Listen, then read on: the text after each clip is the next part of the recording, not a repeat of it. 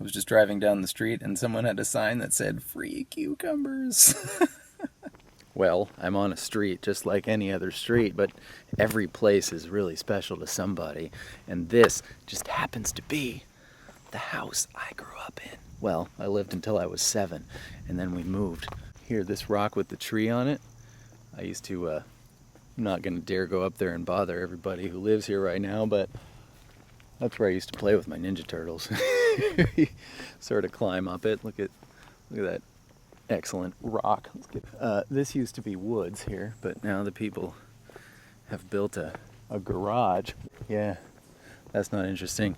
Anyways, the point is, here I am in Danvers, Massachusetts, and the point of that is there's this gentleman, Matt Farley, who, you know, as a kid's music teacher, I inevitably was going to search the word poop on Spotify, and I found this band called the Toilet Bowl Cleaners, which was masterminded by one Matt Farley. Further digging revealed that this gentleman has published 19,000 songs under various band names, and I'd wanted to meet this guy, and when I found out that he happened to live in Danvers, Massachusetts, I almost couldn't believe it. So that's why we're here, and now you're going to see my conversation with Matt Farley. Enjoy. Okay. You say, does anyone in the area have a bed I can use while I'm in Boston? And they offered, or actually, it was kind of nuts because some guy emailed me out of nowhere and said, "Hey, I got some tickets. Do you want to come with me?" And then I contacted you. And then his tickets fell through. Oh. But I was like, oh my God, now I still have to go up to Boston because I can't flake on Matt Farley. And the funny thing is, I was driving up here, listening to my golf playlist, which has some of your songs on it. Oh, nice. And the song, People Let Me Down All the Time, but Not the Animals, came on, and I knew I'd made the right decision to come up. So you're not going to Pearl Jam? No, I am going to Pearl Jam. Oh, good. Since other people have come through with tickets. Okay, so good. it all worked out great anyways. Have you heard by the very nice, interesting singer man, Golf, Country Club Life? No. Oh, yeah. I'm going to add that to the golf playlist right golf. now. It's on the Sports and Games album. Wait, you love golf? The very nice. No, I mean, I don't hate golf, but okay. I don't really play. I liked watching the final round of the big ones. Tiger and just most recently. I can't pronounce that guy's name. Kochek or no, it's not even close. The guy who won. Koepka. Koepka. Yeah. Thank you. I just look at him. I totally do. Okay, hold on. What's the name of that song? So if you type very nice, interesting golf, and probably 2 songs will come. There's a golf cart song too.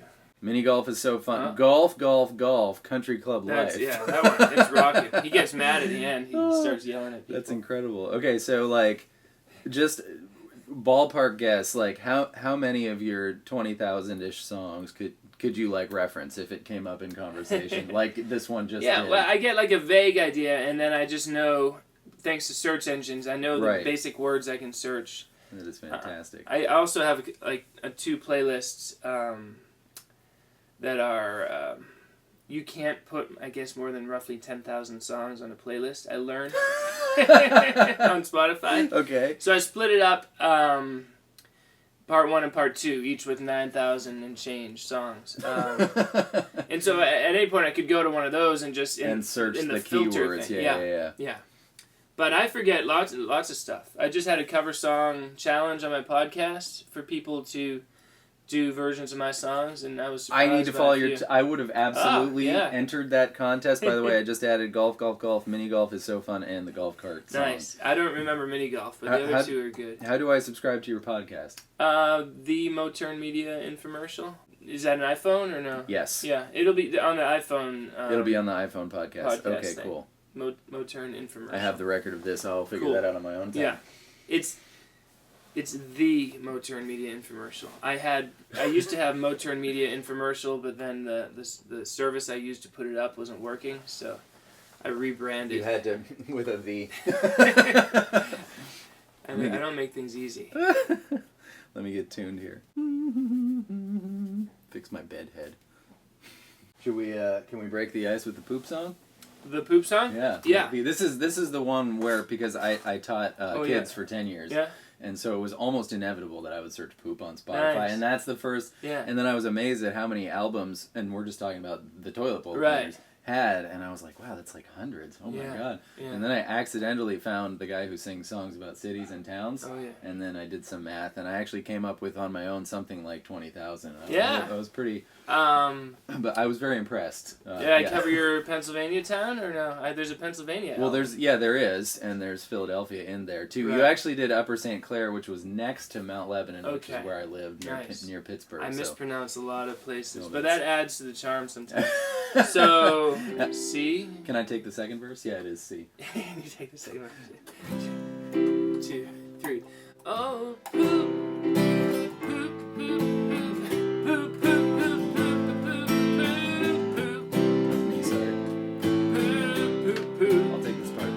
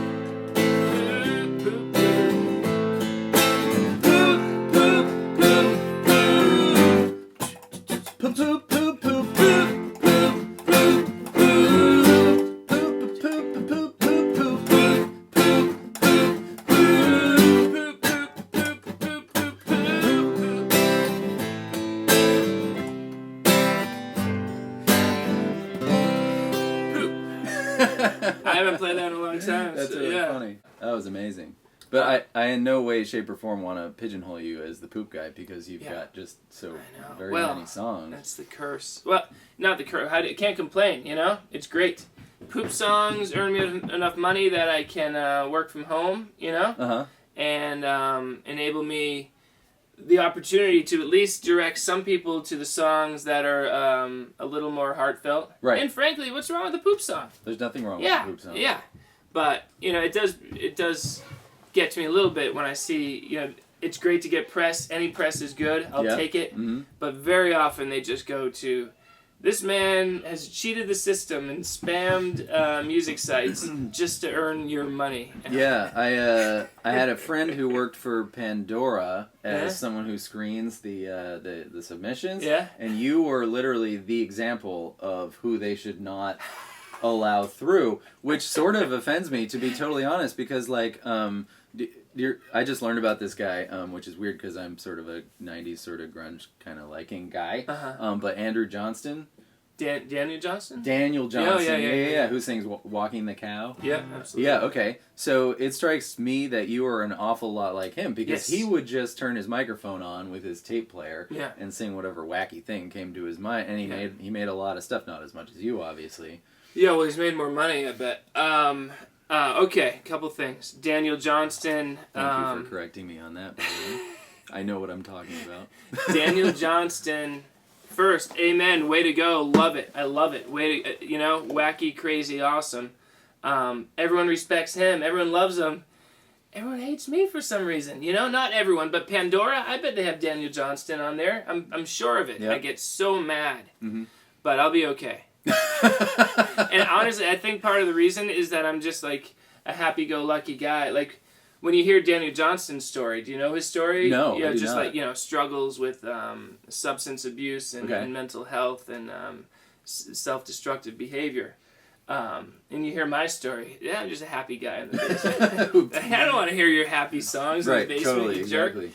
So, but the moral of the story is, who cares the story? Who cares about the background of the person making the music? Let's just either like the music or not. Yeah. You know what I mean? So many albums I feel are only popular because the marketing team came up with a really good story about who made it. Yeah, totally. Yeah. So, but I guess that's part of the game. That is part of the game. So I'll play the game, but I try to do it as like honestly and entertainingly as possible. That's why I call my podcast an infomercial. I don't want. Look, the whole point of this podcast is to promote myself. I feel guilty about it, so I'm just going to be upfront about it. Very upfront about it, yeah. That's awesome. I will definitely subscribe to that podcast. Yeah, and you also strike me as a little Andy Kaufman-like. Like, you're doing what you're doing. Yeah. You almost want the people who aren't going to like it to not like it as quickly as possible so that they'll at least go away. Yeah, and so that the people who do like you can be free to like you for whatever it is that you do. Yeah.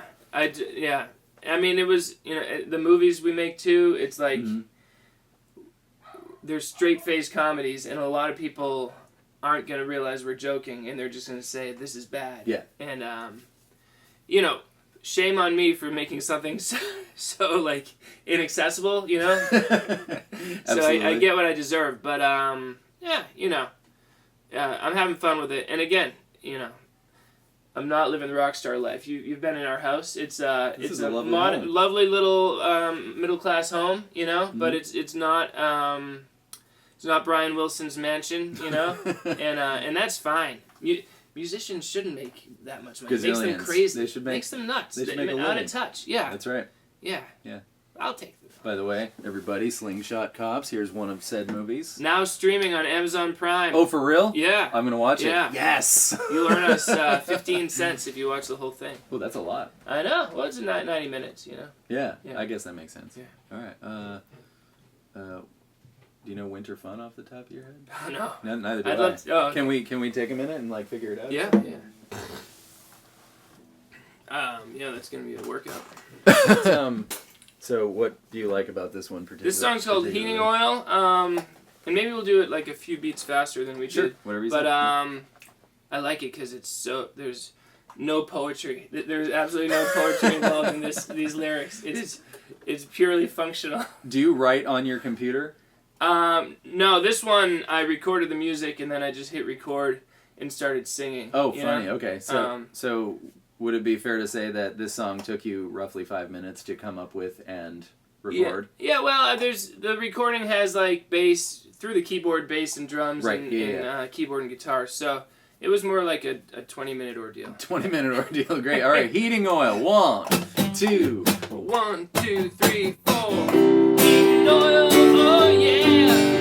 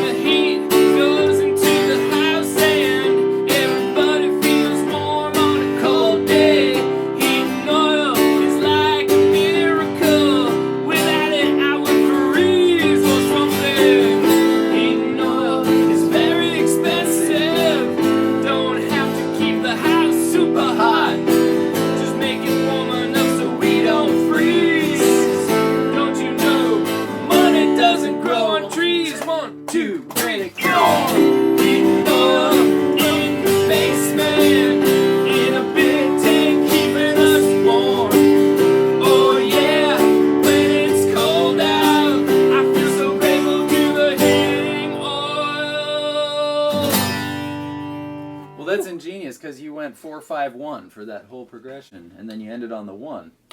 Okay. Yeah. How about that?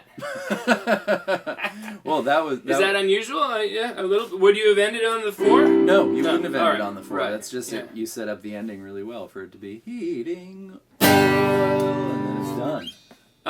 Songwriting tip. Don't think about it, just write it, and hey, it might stink, but the act of writing that one song might lead you to the next song. Another one, yeah. Because, if you just sit there and you're like, I gotta make this song perfect, 7 years later, you're still working on this song, and you're never gonna write a perfect song, so it doesn't matter. And how about this shocking revelation? You could write a song, say this song stinks, and if you're like me, you finish the song, you release the song, and put it out in the world. someone could listen to it and say, I love this song. And then you're like, what? And then you listen to it again, you're like, wait, you're right, it's pretty good. So that's my my songwriting tip. That was a good songwriting Thank tip. you. Absolutely. Yeah. Do you have any... You want some more? I got a whole bunch of chords. Is that what you're going to... Another song? Yeah, or? let's do one more, All right. and then I want you to tell a joke, and then I'm going to tell a joke. All right, cool. These are the chords from our... that I give the band for the extravaganza. Oh, I'm so excited for the extravaganza. Go ahead, say it. May 25th at a secret location in or around Danvers, Massachusetts. Buy tickets to find out. It's the Moturn Extravaganza, and what is it? It's 5.5 hours of me singing at you. But there's breaks, you know. It's basically 4 sets. Each set is 45 minutes to an hour, and then at the end of each set I say, it's time to socialize. And everyone is forced to be friends with each other. And it works. That's fantastic. I'm going to find a good one here. All Just right. hang in there. This is maybe, but let's see if there's any other options. So, and you don't, in your videos it's about how to play the song more so than songwriting, right? Yeah, I mean, I'll talk about well, you know, I'm sure it occurred to you at some point that someone would inevitably search poop on Spotify, and that's exactly what happened to me, right? Mm-hmm. I would have never searched heating oil, right? Right. So well, you never know, but keep going.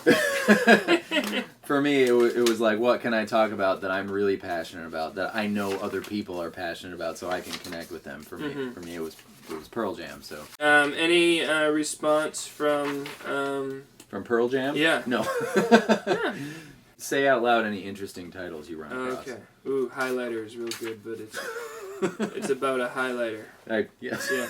Marco Polo punch in the face. Interesting. Yeah. Because he got her eyes closed. Yeah, but the singer, the very nice, interesting singer man, if you follow his trajectory as like if you go through his discography, okay, he goes from a jolly singer of mundane things like heating oil and clothing and body parts, but then he slowly loses his mind, and by like the Common Phrases album, like the song called Don't Worry should just be like Don't Worry, but his lyrics are Don't worry, life is meaningless and miserable, and it's like he's totally lost it. And then he confesses that he likes to punch strangers in the face. So he has a whole album called Keep Being Awesome, which is about punching people in the face. So is this a lot like, I've never written a book, but I hear people talk about writing a book where it's a process of discovery rather than writing? Yeah. You didn't set out with the very nice, interesting singer man, thinking that he would punch people in the face years later. Precisely. Did it just sort of happen? It just slowly developed, just as a joke. In one of the songs, it was like, I think in like the window washing song, or one of them, I was like, if you don't use window washing cleaner, I'm gonna punch you, just jokingly. It just started that way. I thought that was funny, and then I kept doing it more and more and more, and then suddenly it's to the point where I'm like, oh man, this character is unhinged. That's amazing. That is awesome. Ooh, I think we can do this. We like poop songs, right? Sure, yeah. You know Chris Gethard? No. Anyway, he's a comedian, and he has a show called Beautiful Anonymous, where people call in and talk to him for an hour, and he can't hang up. And on Twitter, like when the show was just starting on Twitter, I saw a post on Twitter. It said, new podcast, call this number. And I give out my number all the time. So I was like, I'm going to dial this number. And then suddenly I'm on the phone with Chris Gethard for an hour. And he's like, you can talk about anything. I'm like, talk about anything? Oh, does that include self-promotion? He's like, as long as you don't give away your name. Like, all right. And I just blathered on about my music career for an hour. But anyway, when I told him about the poop songs, he said, have you done a Turtlehead poop song yet? And I said, no, but I'm putting it on the all list. right. So we got, this Very is cool. like rocking.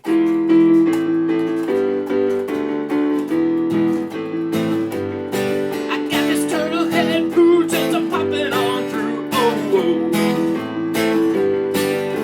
Is there a bathroom you can lead me to? Oh, oh, oh.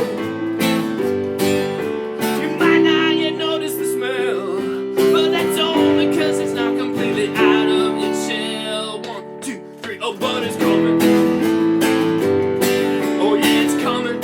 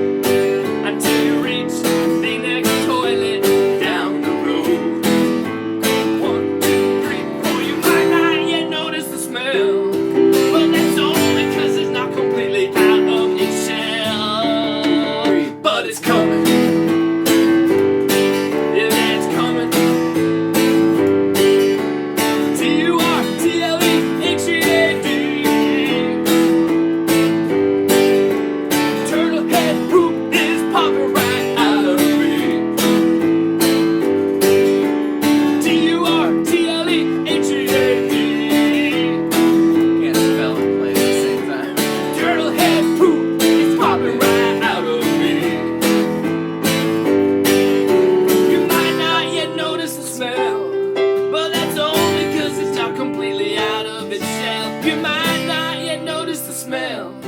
But that's only 'cause it's not completely out of its shell. 1, 2, 3, But it's coming. It's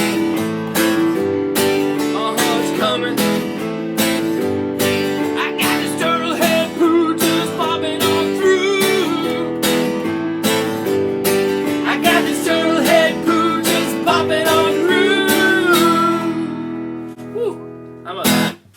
You've never heard it. He's never heard it. Well, that's let funny. alone played it. But I actually have 9 pet turtles. do you? Yeah. Oh, great. So that was a great song for me. Nice. They're gonna love that. It's a rocker. It's a rocker. Unlike Pearl Jam, my song's very easy. But that's fine. If you distill Pearl Jam to their core, most of their songs are also pretty easy, I think. Pearl Jam is... I mean, down to the real basic when you come chords. down to the basic core of it, it's usually 2 really neat things that are actually quite simple. Yeah. For but most of them, yeah. Once you're playing their riffs and whatnot, that's when it gets, If you then try to do the whole song, it becomes then very you're difficult. in big trouble. Yes, you're in big trouble. But just pretend you like folk music, and then you can get away with playing it simply. I just exactly like the strum the basic chords.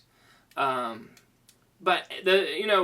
when you're writing the song, you're the writer, so it's really let better performers figure out what to do with it. Good, yeah. Nice. Yeah.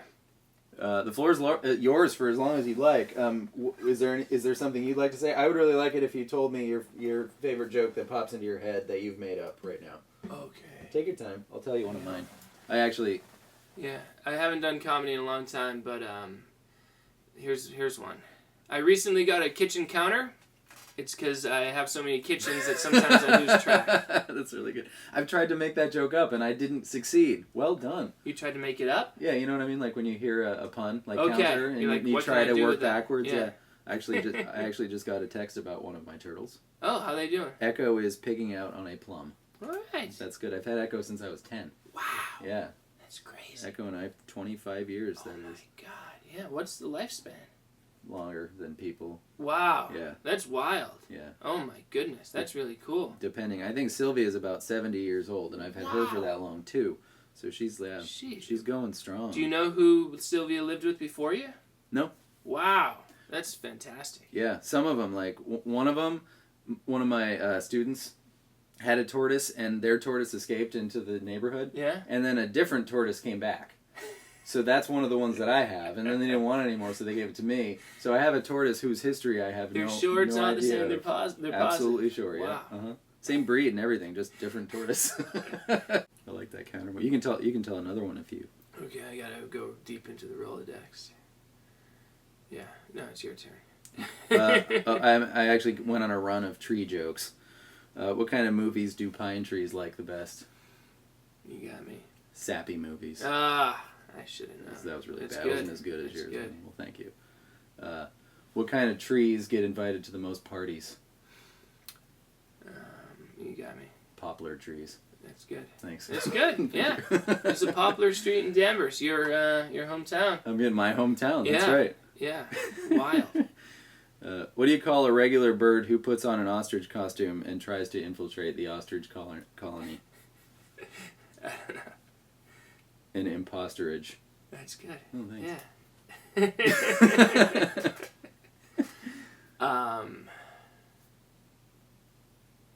I used before I worked here. I worked at a big corporation. You know. Really?